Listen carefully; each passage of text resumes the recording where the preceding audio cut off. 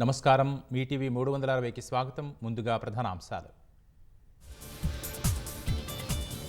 ఈ నెల 21న రాష్ట్ర మంత్రివర్గం సమావేశమయ్యే అవకాశం.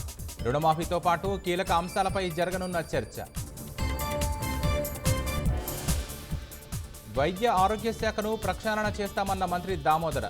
క్లినికల్ ఎస్టాబ్లిష్మెంట్ చట్టం పటిష్టంగా అమలు చేస్తామని వెల్లడి. భాజపా రాష్ట్ర అధ్యక్ష పదవి కోసం నేతల మధ్య తీవ్ర పోటీ. ఢిల్లీలో లాబియింగ్ ఎవరికిస్తారోనని సర్వత్రా ఆసక్తి. టీచర్ల పదోన్నతుల ప్రక్రియ ఉపసంహరించుకోవాలన్న హైకోర్టు. సింగిల్ జడ్జి వద్ద వివాదం పెండింగ్లో ఉంటే ఎలా చేపట్టారని ప్రశ్న. పాలమూరు పట్టణ ప్రజలను వెంటాడుతున్న ముంపు భయం. ఏటా వర్షాకాలంలో వరదమయమవుతున్న పలు కాలనీలు. సైన్యం కోసం 156 తేలికపాటి యుద్ధ హెలికాప్టర్ల కొనుగోలు.